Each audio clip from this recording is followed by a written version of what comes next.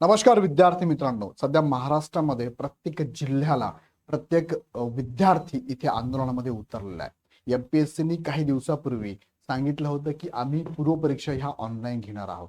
एमपीएससीने हे पण सांगितलं होतं की वर्षातनं 3दा तुमच्या पूर्वपरीक्षा राज्यसेवा किंवा कंबाईनच्या आम्ही घेणार आहोत. तो ऑनलाईन घेणार आहोत या मुद्द्याला धरूनच सर्व महाराष्ट्र पेटलेला आहे. आंदोलन चालू आहे. याची दखल माननीय मुख्यमंत्री साहेबांनी पण घेतलेली आहे. मागच्या 2 दिवसामध्ये मुख्यमंत्री साहेबांना आपलं शिष्टमंडळ जाऊन भेटलेलं आहे. या शिष्टमंडळाने सगळे अपडेट आपल्यापर्यंत पोहोचवले आहेत आणि नेमकं या अपडेटनुसार आता न्यूजपेपरला पण आणि सीएमओ ऑफिसला ट्विटरला ट्विट काय केलंय थोडक्यात या व्हिडिओच्या माध्यमातून समजून घेऊया आणि एमपीएससीचं म्हणणं काय आहे, मुख्यमंत्री काय म्हणतात हे पण समजून घेऊया. चला वन बाय वन तुम्हाला मी दाखवतो. आजची न्यूज बघितल्यास तुम्ही लोकसत्ताला बघा, मुंबई गुरुवार 16 जुलै 2026 लोकसत्ता न्यूजपेपरला आलेली बातमी आहे. खाजगी संस्थेकडून परीक्षा नाही, एमपीएससी ऑनलाईन परीक्षेबाबत आयोगाचं स्पष्टीकरण. म्हणजे आता हे आयोग काय म्हणतंय, कोणत्या डेटला, 16 जुलैला, की आयोग म्हणतं की आम्ही खाजगी संस्थेकडून परीक्षा घेणारच नाही आहोत. म्हणजे जे टीसीएस किंवा आयबीपीएस तुम्ही जे म्हणतात त्या संस्थेकडून आम्ही परीक्षा घेणार नाही असं सांगितलं जातं. यामध्ये त्यांनी अजून काय सांगितलं थोडक्यात बघा, वन बाय वन तुम्हाला मी सांगतो. जसं की त्यांनी सांगितलंय भरतीचा कालावधी हा 6 ते 10 महिन्यांवरच राहणार आहे. बरोबर आहे. एमपीएससी ऑनलाईन परीक्षेबाबत आयोगाचं स्पष्टीकरण आहे. बघा, राज्यभरातून विरोध होत असताना आयोगाचे सचिव महेंद्र हरपाळकर सर यांनी यावर स्पष्टीकरण दिले आहे. ऑनलाईन परीक्षा कोणत्याही खाजगी संस्थेकडून घेतली जाणार नाही. या परीक्षांमध्ये खाजगी संस्थांची भूमिका केवळ तंत्रज्ञान भागीदार म्हणून मर्यादित असेल. तोच प्रॉब्लेम इथे पण मुलांना येतोय की त्यांना टेक्निकली बाजू तुम्ही जेव्हा सांभाळायला देतात त्यांचीच लोक त्यामध्ये काय करतात, गोंधळ घालतात आणि गैरप्रकार करतात. टेक्निकल बाजू सुद्धा तुम्ही देऊ नका. असे इंजिनियर, तुम्हाला एवढ्या जर एक्झाम घ्यायच्या असेल तर स्वतःच्या गोष्टी डेव्हलप करायला काय हरकत आहे. सो टेक्निकल बाजू सुद्धा त्यांना देण्यात येऊ नये हा पण मुद्दा आहे. पण अजून काही मुद्दे मी तुम्हाला सांगतो पुढे. उमेदवारांची संख्या, भरती प्रक्रियेतील विलंब आणि पारदर्शकता यावर तुम्ही आम्ही ऑलरेडी त्यांनी लेटर दिलं होतं, म्हणजे पीडीएफ प्रसिद्ध केली होती, हरकत नाही. आता त्यांनी काय सांगितलं बघा, 10 महिन्यांवरती हा कालावधी कमी होऊ शकतो. म्हणजे बघा, एमपीएससी जेवढ्या एक्झाम घेते ना, ऍड आल्यानंतर नियुक्तीपर्यंत 2 ते 3 वर्ष लागतात त्या उमेदवाराला. सो त्या उमेदवाराला इतका पेशन्स ठेवावा लागतो 3 वर्षभर. मग त्यांनी असं नोटिफिकेशन मध्ये पण, म्हणजे या ऍड मध्ये काय म्हणूया आपण, न्यूजला पण माहिती देताना सांगितलं काय आहे, सध्याच्या परीक्षा पद्धतीत भरती प्रक्रिया 2.5 ते 3 वर्ष चालते, ज्यामुळे उमेदवारांवर मानसिक ताण येतो आणि शारीरिक शासकीय पदे रिक्त राहतात. मात्र संगणक आधारित परीक्षेमुळे मागणी पत्र मिळाल्यानंतर 6 महिन्यांत लेखी परीक्षा आणि मुलाखत असलेल्या पदांची संपूर्ण निवड प्रक्रिया 10 महिन्यांच्या आत पूर्ण करण्याचे नियोजन आहे. म्हणजे ज्या एक्झाम मध्ये पूर्व मुख्य मुलाखत असते अशा परीक्षा 2.5-3 वर्ष चालायच्या, त्या एक्झाम जर ऑनलाईन मध्ये आम्ही घेण्याचा विचार करतोय तर इथे कालमर्यादा कमी होईल. म्हणजे इथे 2.5-3 वर्ष लागतात, तिथे 10 महिन्यात ही प्रोसेस कंप्लीट होईल. उमेदवार योग्य त्या ठिकाणी नियुक्त होऊ शकतो, जेणेकरून प्रशासकीय कामं सुद्धा थांबणार नाही आणि परीक्षा देण्यासंदर्भात विद्यार्थ्यांना 3-3 वर्ष जे पेशन्स ठेवावं लागतात नियुक्तीपर्यंत ते पण होणार नाही, असं एमपीएससीचं म्हणणं आहे. याला योग्य उत्तर किंवा याच्यासाठी ऑनलाईनच व्हायला पाहिजे असं आहे का, पुढे मी तुम्हाला सांगतो. आता यावरती ना माननीय मुख्यमंत्री साहेबांनी ट्विट पण केले बघा. आता हे ट्विट नीट लक्षात घ्या. सातत्याने विविध विद्यार्थी संघटनांकडून होत असलेल्या मागणीच्या अनुषंगाने मुख्यमंत्री यांनी महाराष्ट्र लोकसेवा आयोगाचे अध्यक्ष विवेक भीमनवार तसेच राज्याचे मुख्य सचिव, सामान्य प्रशासन विभागाचे वरिष्ठ अधिकारी यांच्या समेत एक बैठक मुंबई येथे घेतलेली आहे. कधी घेतली बैठक, डेट पण मी तुम्हाला पुढे दाखवतो. यावेळी मुख्यमंत्री देवेंद्र फडणवीस म्हणाले की एक सुरक्षित पारदर्शी निवड प्रक्रिया हा कायमच माझा आग्रह राहिला आहे. त्या दृष्टीने परीक्षा पद्धती सुद्धा पारदर्शीच असली पाहिजे. परीक्षा वेळेत झाल्या पाहिजे आणि त्याचे निकाल सुद्धा वेळेत लागले पाहिजे. पण पण इथे पण हा महत्वाचा मुद्दा आहे. सुधारणांचा हा क्रम हाती घेताना एका व्यवस्थेकडून दुसऱ्या व्यवस्थेकडे मार्गोत्क्रमण हे तितकेच सुरळीत सुद्धा असले पाहिजे. आता जे ऑफलाईन चालू होतं आणि अचानक ते ऑनलाईन मध्ये जाणं हे मुख्यमंत्री साहेबांना सुद्धा अपेक्षित नाही असं त्यांनी सांगितलं. त्यासाठी त्यांनी सांगितलं, पुढे मुद्दा बघा, प्रत्येक यंत्रणेला सज्जतेसाठी पुरेसा अवधी सुद्धा मिळाला पाहिजे. साहजिक आहे, एमपीएससी जेव्हा सिलेबस बदलायचा विचार करते 3 वर्ष अगोदर उमेदवारांना सांगते. मग तसंच आहे की एक्झाम देण्याची जी पद्धत आहे, आतापर्यंत पेन अँड पेपर होती, म्हणजे ऑफलाईन होती, अचानक तुम्ही जर ऑनलाईन केली तर मुलांना सुद्धा इथे त्या दृष्टीने तयारी करायला वेळ द्यायला पाहिजे. सो जे विद्यार्थी गेले मागली 3-5 वर्षापासून तयारी करतायत, त्यांना ऑफलाईन माहिती आहे, सो त्या अनुषंगाने ते तयारी करताय. हे मायक्रो प्लॅनिंग करावं लागतं यासाठी. पण ऑनलाईनचं तुम्हाला कम्प्युटर खराब झालं, लाईटच गेली, सॉफ्टवेअर खराब झालं, कीबोर्डवर काहीतरी बटन दाबून दिलं आम्ही, किंवा कसं ओपन करायचं, कुठे नंबर टाकायचा, काय होऊ शकतं, माऊस कसं दाबायचं, हे यूज टू नाहीये. सो हे परत टेन्शन विद्यार्थ्यांना आहे. दुसरं काय, याद्वारे एक्झाम दिल्यानंतर तुम्ही आम्हाला आन्सर की पण देत नाहीये, सॉफ्ट कॉपी नसते आमच्याकडे. मग विद्यार्थ्यांच्या मनात ही भीती आहे की मी एवढा अभ्यास करून पण माझा नंबर लागेल का? जर पैसे देऊन ह्या टेक्निकलच्या युगामध्ये जर असे विद्यार्थी सिलेक्ट होत असेल तर मग माझा अभ्यास करून उपयोग काय? तो मुलांची मानसिकता ही काय कमी होत चाललेली आहे. सो मंत्री साहेबांचं म्हणणे पण तेच आहे, काय सुद्धा पुरेसा अवधी मिळावा, टप्प्याटप्प्याने या सुधारणा राबवत संगणक आधारित परीक्षांची प्रक्रिया ही लगेच लागू न करता ऑगस्ट 2027 पासून अंमलात आणावी. हा मुद्दा महत्वाचा आहे. म्हणजे ऑगस्ट 27 म्हणजे अजून 1 वर्ष.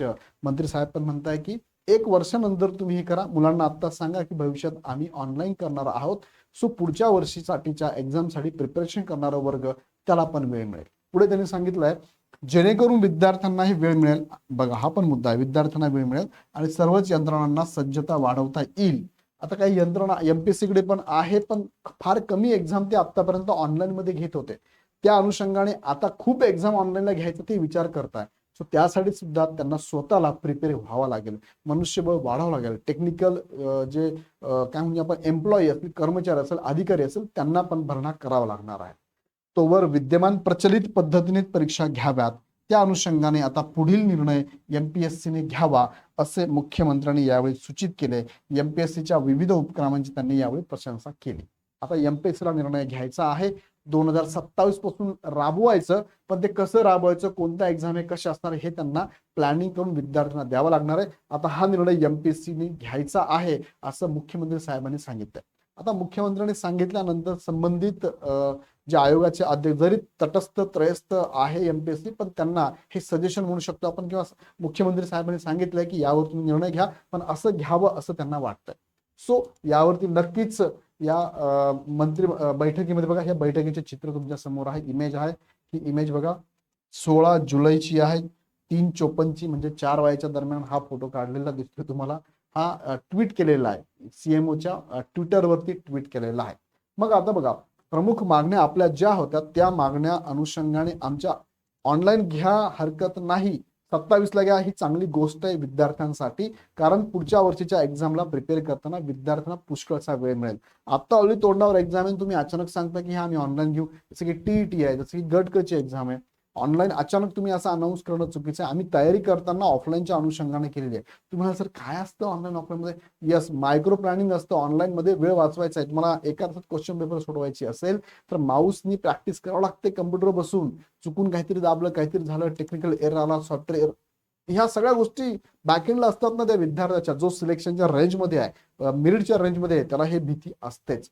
सो आता नकोच आहे ह्या एक्झाम. आणि त्याची मागणी आपण जशी केली तशी मुख्यमंत्री साहेबांनी सुद्धा एमपीएससीला आता हे सजेशन दिलेलं आहे. सो अपेक्षित आहे की ऍटलिस्ट हे वर्ष ऑनलाईन होणार नाही. हा 2027ला ऑनलाईन घेताना एमपीएससीने निर्णय घ्यावा असं मुख्यमंत्री पण म्हटले. त्यामध्ये प्रमुख मागण्या आपल्या सगळ्यांच्या ज्या होत्या त्यामध्ये बघा, एकाच वेळेस परीक्षा घ्या तुम्ही.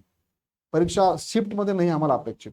पेन अँड पेपर तुम्ही एक्झाम घेतात, कशी घेता ऑफलाईन, एकाच वेळेस घेतात. तुम्ही म्हणतात का आज एक पेपर असेल, उद्या दुसरे विद्यार्थी, परवा तिसरे, नाही, एकाच वेळेस घेतात महाराष्ट्रात.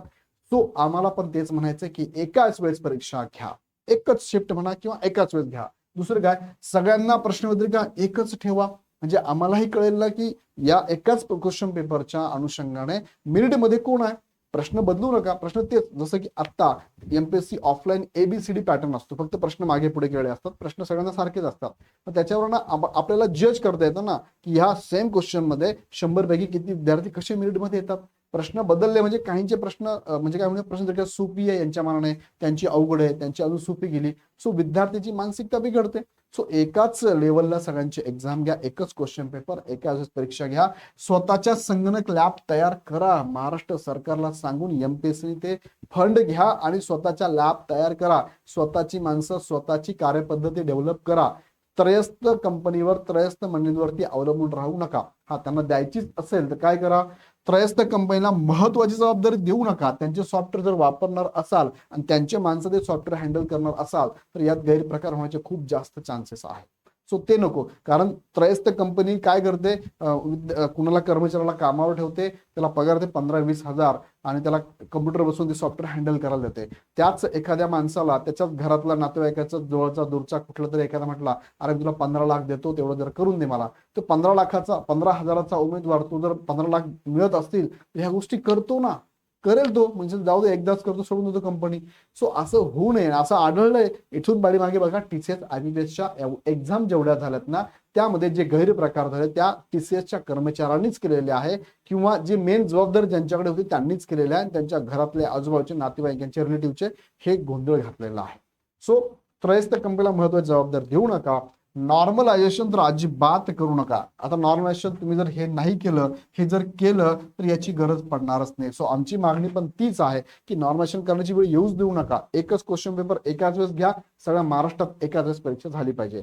वेळेवर आणि लवकर परीक्षा घेत चला, ही तर मागणी आमची आहेच. आणि तुम्ही पण त्याला दुजोरा देताय. तुम्हाला 2.5-3 वर्ष लागतात एखाद्या एक्झाम घेऊन नियुक्तीपर्यंत.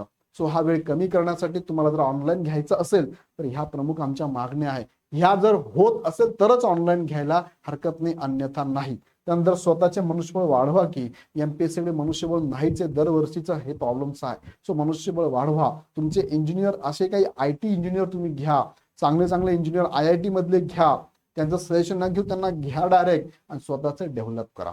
ह्या महत्वाच्या मागण्या, अशा भरपूर छोट्या छोट्या मागण्या पण आमच्या सगळ्यांच्या आहे. ह्या प्रत्येक स्तरातनं तुमच्यापर्यंत, सरकारपर्यंत, MPSC पर्यंत पोहोचलेलेच आहेत. यावरती आंदोलन, आता विद्यार्थी बघा, संभाजीनगरला मी स्वतः आंदोलनामध्ये होतो, आपले सगळे संस्था चालक त्या ठिकाणी होते, मोठ्या लेवलचं आंदोलन झालेलं आहे. आज नाशिकमध्ये पण आंदोलन आहे, आमची टीम पण तिथे गेलेली आहे.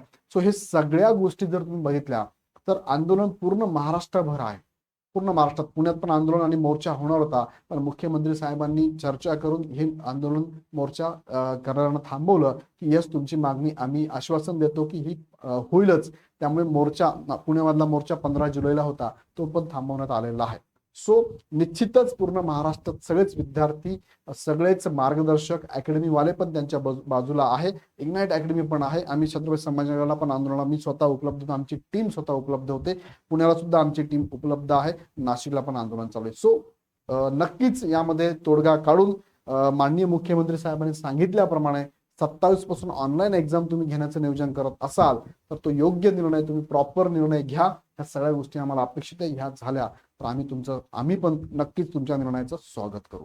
आता याबद्दल तुम्हाला काय वाटतं मला कमेंटमध्ये नक्की कळवा. अजूनही काही मागण्या छोट्या मोठ्या आहेत, मी त्या मांडल्या नाही, पण ह्या प्रमुख मागण्या फक्त मी तुमच्या समोर मांडलेल्या आहेत. सो यावर तुमचं म्हणणं काय? मुख्यमंत्री साहेबांनी सजेशन दिलेलं आहे, MPSCने पण लगेच त्याचं पत्रक काढले, पत्रक म्हणजे पत्रक नाही चालवून MPSCच्या वेबसाईटला, त्यांनी न्यूजपेपरलाही बातमी दिलेली आहे.